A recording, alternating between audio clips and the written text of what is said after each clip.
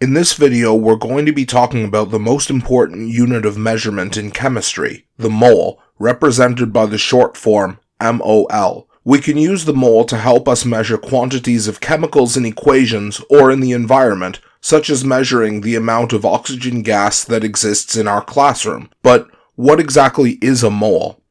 A mole is simply a specific quantity of anything. In chemistry, we use moles to identify individual molecules, such as oxygen gas molecules, or even atoms or subatomic particles like protons or electrons. This quantity is 6.02214,076 times 10 to the 23, which we normally shorten to 6.022 times 10 to the 23, which is a very large number. It is also called Avogadro's constant, after the Italian chemist who discovered this quantity. To make this easier to visualize, let's use something easier to visualize than oxygen gas. Oreos. If Mr. Rigby wanted to eat 3.5 moles of Oreos, how many Oreos exactly does he need to eat? We can set this up as a unit conversion problem. We start with our known quantity, 3.5 moles of Oreos. We know that Oreos is the unit that we want, so this unit goes in the numerator, while moles is the unit we wish to cancel, so this goes in the denominator. Since we know our conversion factor, 1 mole is equal to 6.022 times 10 to the 23 of anything, we know what we need to calculate now. With a quick check of our units, we see that moles cancels out and we are left with Oreos. If you calculate this number, we can see that I would have to eat a lot of Oreos. 2.1077 times 10 to the 24 Oreos, which we reduce to 2.1 times 10 to the 24 because of two significant digits. That's a lot of Oreos.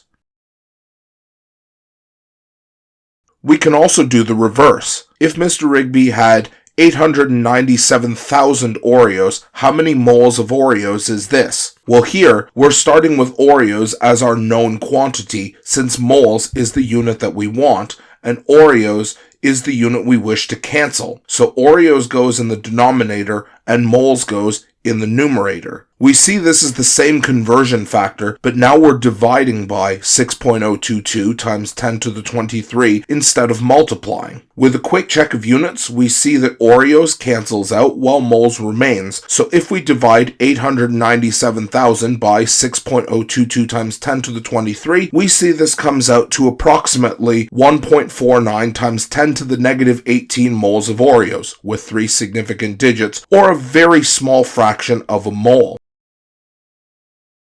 Where moles are useful is calculating quantities of components. For example, we know that Oreos are made of 2 cookies and 1 cream filling. So if Mr. Rigby had 0.0593 moles of Oreos, how many cookies and cream fillings would he have? First, we need to figure out how many Oreos we have. We start with our known quantity, 0.0593 moles of Oreos, and set up our conversion factor with 6.022 times 10 to the 23 Oreos in the numerator and 1 mole in the denominator, so moles cancels. Since the question is asking for cookies and cream, we need 2 more conversion factors. Since there is 1 cream filling per Oreo, we put cream fillings in the numerator and Oreos in the denominator, so Oreos cancels. And if we calculate this, we get 3.571046 times 10 to the 22 cream fillings, which we can then reduce to 3.57 times 10 to the 22 with 3 significant digits. The second conversion factor we use is to find out how many Oreo cookies we have. Since we have 2 cookies per cream filling, we put cookies in the numerator and cream in the denominator, so cream cancels. When we do this calculation, we have 7.14209 times 10 to the 22 cookies, which we then reduce to 7.14 times 10 to the 22 with 3 significant digits. As a bonus question involving Oreos, you can try this tricky question here involving the total number of Oreos ever produced. Connecting all of this back to chemistry, hopefully you can think of more than just Oreos right now, an Oreo is kind of like a water molecule. water has 2 hydrogen atoms surrounding an oxygen atom, kind of like the 2 cookies surrounding one cream filling. Mole calculations with water also work exactly the same way. For example, if you have 4.56 moles of water, how many oxygen and hydrogen atoms do you have? Firstly, we need to convert moles. So, we take 4.56 moles of water and multiply by 6.022 times 10 to the 23 water molecules per 1 mole. Checking our units, we see moles cancel. However, the question asked for the 2 atoms. We know that 1 water molecule contains 1 oxygen atom, so we put water molecules in the denominator and oxygen atoms in the numerator, so water cancels, leaving us with oxygen atoms. If you do this calculation, you get 2.7460322 times 10 to the 24 oxygen atoms, which we can then reduce to 2.75 times 10 to the 24 with 3 significant digits.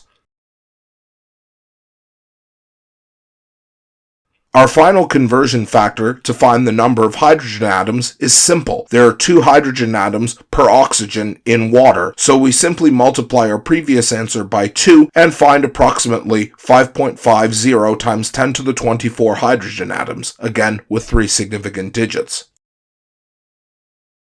Going the opposite way, if we wanted to find how many moles of water we have from individual atoms, we would set up the question like this. We know we start with 1.45 times 10 to the 24 hydrogen atoms, and we know that there are 2 hydrogen atoms per water molecule. So we put hydrogen atoms in the denominator to cancel, and water in the numerator.